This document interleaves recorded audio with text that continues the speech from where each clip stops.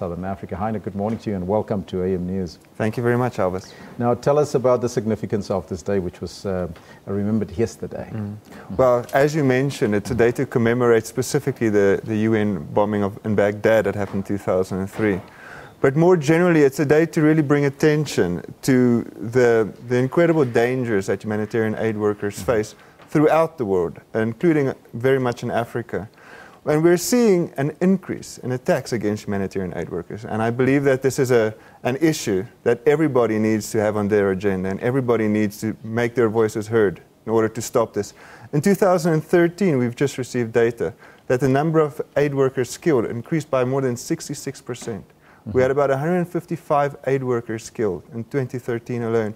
In 2014, we're looking at almost 80 so far, but we're seeing a spike in various regions. Specifically, we're seeing it in South Sudan, we're seeing it in Syria, we're seeing it in Pakistan and Afghanistan.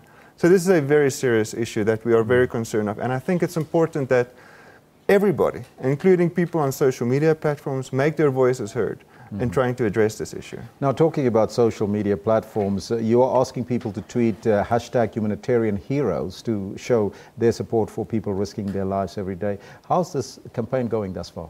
Oh, it's going very well. Yesterday we had events all over the world, including in South Africa, where we had something going on with the Wits University, where we had students, young students, youths, coming across the region, across the province, to talk about humanitarian issues and to also show them that to be a humanitarian hero doesn't necessarily mean you have to be working in a refugee camp or in some conflict zone. Even in South Africa and Southern Africa, where we don't have these massive international appeals, you can be a humanitarian hero simply by working within your community and assisting those in need and trying to reduce suffering. So it's really a message about the world needs more humanitarian heroes and that anybody can be a humanitarian hero.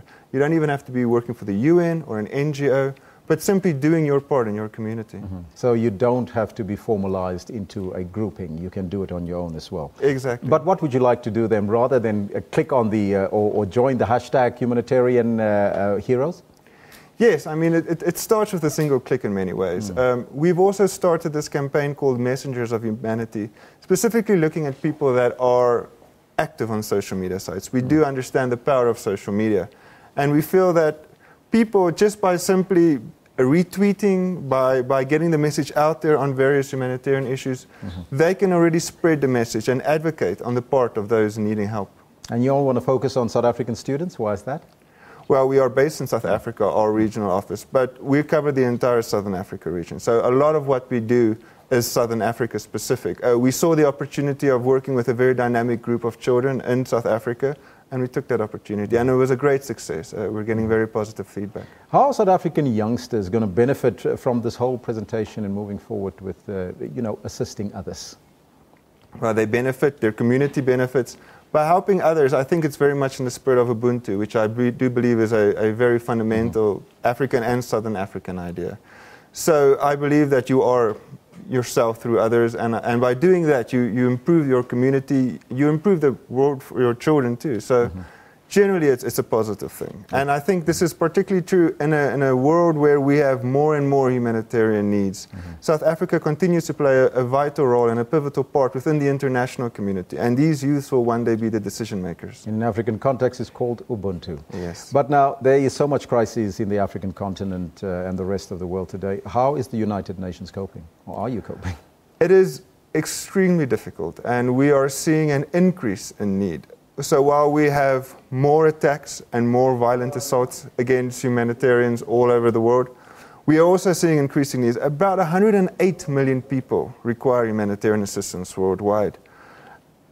More than $17 billion is required to support these. And more than 50 million people are currently displaced around the world, which is more than at any other point in history, including after World War II. So the needs are great, but we are doing everything we can, but we need as much support as possible. Hein, and finally, your message to humanitarians out there today? Just to do your part. That is Hein Zeelie. He is the report officer for UN Southern Africa, joining us here in studio. Thank you so much for joining us, Hein. Thank you. Right now.